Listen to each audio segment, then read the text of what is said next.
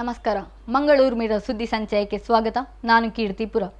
ಕೇರಳದ ಕೊಚ್ಚಿ ಅರಬ್ಬಿ ಸಮುದ್ರ ತೀರದಲ್ಲಿ ಭಾರತೀಯ ನೌಕಾಪಡೆ ಭಾರೀ ಪ್ರಮಾಣದ ಮಾದಕ ವಸ್ತುವನ್ನು ವಶಕ್ಕೆ ಪಡೆದುಕೊಂಡಿದ್ದು, ಇದರ ಬೆಲೆ ಸುಮಾರು 3,000 ಕೋಟಿ ಎಂದು ಅಂದಾಜಿಸಲಾಗಿದೆ.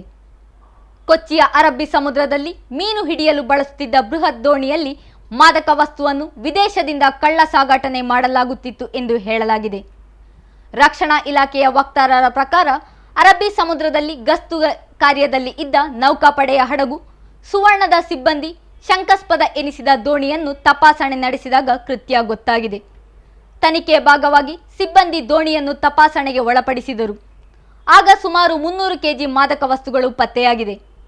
ಪತ್ತೆಯಾಗಿರುವ ಮಾದಕ ವಸ್ತುಗಳ ಬೆಲೆ ಸುಮಾರು 3,000 ಕೋಟಿ ಎಂದು ಅಂದಾಜಿಸಲಾಗಿದೆ. ಹಣ ಮತ್ತು ಪ್ರಮಾಣಗಳ ಹೊರತಾಗಿ ಮಾದಕ ವಸ್ತುವಿನ ಕಳ್ಳ ಸಾಗಾಟನೆಯ ಮಾರ್ಗದ ದೃಷ್ಟಿಯಿಂದ ಇದೊಂದು ದೊಡ್ಡ ಮಟ್ಟದ ದಾಳಿ.